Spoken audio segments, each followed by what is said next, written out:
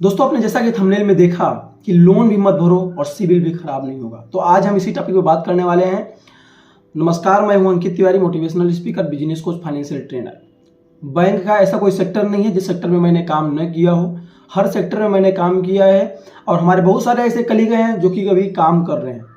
तो उन सारे लोगों से जो है बात करने के बाद में, बैंक मैनेजर, ब्रांच मैनेजर, उनसे सब बात करने के बाद में, हर चीज़ें जो है डिस्कशन करने के बाद मैं पूरी प्लेलिस्ट बना रहा हूं कि लोन अगर आप नहीं भरते हैं तो क्या क्या कार्रवाई आपके साथ हो सकती है और क्या क्या चीज़ें आपको फेस करना पड़ सकता है। तो मेरे दोस्त, आज हम इस वीडियो में बात करने वाले हैं कि आखिर आप लोन नहीं भरेंगे तो भी सिविल खराब नहीं होगा। कैसे? देखिए, सिविल तो खराब होना तय है, सिंपल सी बात है, समझिए। लोन नहीं भरोगे, सिविल खराब होगा, 100% खराब होना है। लेकिन बात यह है कि कैसे उसको सही कर सकते हो। बहुत सिंपल सा तरीका है। आपने पर्सनल लोन ले लिया, ठीक है। अब उसमें क्या क्या आपने भरा नहीं, रिपेमेंट नहीं किया टाइम से।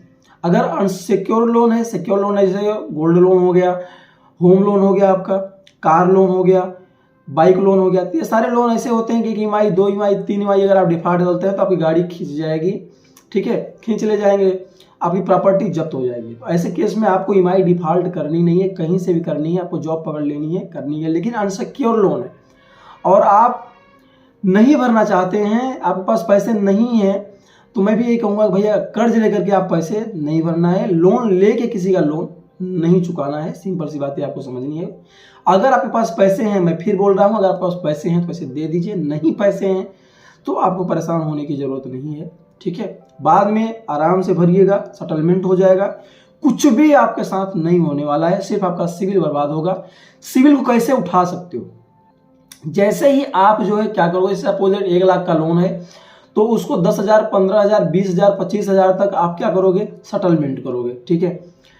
जब भी आपको सेटलमेंट की बात आए तो आपको याद रखना है कि 90 दिन से पहले सेटलमेंट नहीं होता है। 90 दिन से पहले अगर कोई सेटलमेंट आपसे करता है तो समझ लेना कि वो आपको फेक सेटलमेंट की बात कर रहा है, वो आपके साथ धोखाधड़ी कर रहा है। दूसरी चीज आपको ये समझना है कि सेटलमेंट जब भी आप करोगे ना, सिविल बहुत तगड़े से गिरेगी। क्या करेगी? सिविल बहुत तगड़े से गिरेगी। फिर आपको क्या करना है? अब तो लोन मिलेगा नहीं, लेकिन लोन मिलेगा। सबसे अच्छा, सबसे ज्यादा सिक्योर जो लोन होता है, गोल्ड लोन होता है। सबसे कम इंटरेस्ट वाला जो लोन होता है वो गोल्ड लोन होता है। तो आपको कोई भी सिक्योर लोन ले लेना है। जैसे ही मान लीजिए आपके पास अब बहुत सारे, आपने क्या किया, पर्सनल लोन ले लिया, आप नहीं भर पा रहे हैं, आपको कोई ना कोई एक ऐसा क्रेडिट कार्ड है, आपके पास क्रेडिट कार्ड है, क्रेडिट कार्ड को बचा के रखना है। कोई एक ऐसा लोन है जिसको फुली आपको पेमेंट करना है, उसे रिक्वेस्ट करना है कि आपको सही फीडबैक देना है। वहाँ से आप अगर सही फीडबैक लेते हैं, दूसरी चीज़ें आपको ले लेना है गोल्ड लोन। गोल्ड अभी अगर आप लेते हैं, बैंक में जमा करते हैं, तो मान लीजिए 1 लाख का अगर आपका गोल्ड है तो आपको 75,000 आसानी से लोन मिल जाता है। 75,000 में क्या होता है कि कुछ ऐसी बैंक जैसे HDFC है, तो HDFC में क्या होता है कि वहां पे जो उसका इंटरेस्ट होता है पर मंथ चुकाना पड़ता है। तो HDFC से आपको लोन नहीं लेना है, आपको ले लेना है SBI से, आपको ले लेना है बैंक ऑफ बड़ौदा से, यानी जितनी सरकारी बैंकें हैं। तो अभी हम कुछ दोस्तों को वो जो है गोल्ड लोन दिलवाए, तो मुझे ऐसा ही लगा कि जो है HDFC थोड़ा अलग तरीके से हाई आपको इंटरेस्ट भी चार्ज करेगी, और वहाँ पे एक चीज़ और आपके साथ हो सकता है कि आपको हर महीने ईएमआई पेमेंट, मतलब कि उसका जो इंटरेस्ट है, पे करना पड़ सकता है। तो उस केस में आपको ध्यान देना है कि आपको BOBs करना है। वहाँ पे साल में, पूरे साल, जैसे आपने 1 साल का टेन्योर ले लिया तो 75,000 का लिया, अब जो भी उसका इंटरेस्ट होगा, ठीक है, 8 से 9% में आपको मिल जाएगा। वो इंटरेस्ट क्या होगा कि आपको साल में एक बार चुकाना पड़ेगा। अब उतना पैसा आपने ले लिया, उतना पैसा अगर आप कहीं भी इन्वेस्ट करते हैं, किसी को भी ब्याज पे देते हैं या कहीं भी काम में लगाते हैं, तो मेरे दोस्त 10 से 12% आप साल में अर्न कर लेंगे। बड़ी आसानी से आप अर्न कर लेंगे। मोबीक्विक में अगर डालेंगे तो भी वहां से P2P लेंडिंग में वहां से आप अर्न कर लेंगे। 9% इनका चुका देंगे। और जब गोल्ड लोन आप लेते हैं ना, उसको जब रिपेमेंट करेंगे आप, तो मेरे दोस्त आपका सिविल जो है लगातार उठता चला जाएगा। अब आज ऐसे मार्केट में बहुत सारी कंपनियां हैं जो कि जितना लोन लेने वाले लोगों को जल्दी नहीं होती ना, उससे ज्यादा जल्दी किसको होती है? लोन देने वाले को। आप जब सिक्योर लोन ले रहे हैं तो सिविल आपका लगातार क्या हो रहा है? इंक्रीज हो रहा है। सिविल आपका लगातार इंक्रीज होता जाएगा। जब सिविल एक बार इंक्रीज हो गया, जैसे सेटलमेंट आपको करना है, NOC ले लेना है। 1 बार लोन ले लेंगे, 2 बार लोन ले लेंगे, 3 बार लोन ले लेंगे।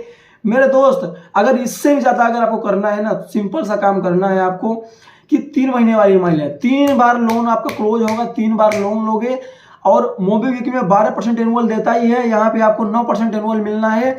3 बार आपका लोन हुआ, 3 बार आपने पूरी ईएमआई पेमेंट कर दी, मेरे दोस्त आपका सिविल भाई साहब 400 से 800 होते देर नहीं लगेगा, 400 से 800 होते देर नहीं लगेगा, सिविल आराम से उठ जाएगा। इसके बाद में 3 बार अगर आपने जो है क्या लिया, गोल्ड लोन लिया ना मेरे दोस्त, बहुत जबरदस्त 8 से 9% इंटरेस्ट, एक नंबर की चीज है। दूसरी चीज है आपको ध्यान दें, जरूरी नहीं है 1 लाख रुपए का लोन लो, ठीक है, 20,000 का भी सोना रखे हो, हम कहते हैं 75% मिलेगा, 15,000 मिलेगा, 18,000 मिलेगा, इतने लोन है उतना ही बहुत है आपके लिए, ठीक है, कोई दिक्कत नहीं है।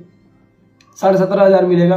अब इतना लोन मिल गया ना, इतने से ही आपको 3-3 महीने कन्वर्ट करा के उसको आपको करना है, लेकिन उस पैसे को आपको खर्च नहीं करना है, दारू पार्टी इधर उधर 3-5 में वो सब खर्च नहीं करना है, आपको मोबीक्विक में डाल देना है ताकि आपको 12% का रिटर्न आ जाए। पैसे को ऐसी जगह लगाना है जहाँ की अगर आप 9% इंटरेस्ट दे रहे हैं ना, 12% आप कहीं से कमा ले। अब आपको एक चीज़ और बता दूँ, बैंक ऑफ बड़ौदा में, मैं बैंक ऑफ बड़ौदा प्रमोट नहीं कर रहा हूँ, SBI प्रमोट नहीं कर रहा हूँ, लेकिन हाँ इसी बारे में मैं जानता हूँ, मैं लोन दिलवाया हूँ। 25 लाख तक कोई प्रोसेसिंग फीस नहीं लगती है। प्रोसेसिंग फीस किसी भी बैंक में अगर लगती भी है तो गोल्ड लोन का प्रोसेसिंग फीस 0.5% से ऊपर नहीं होता है।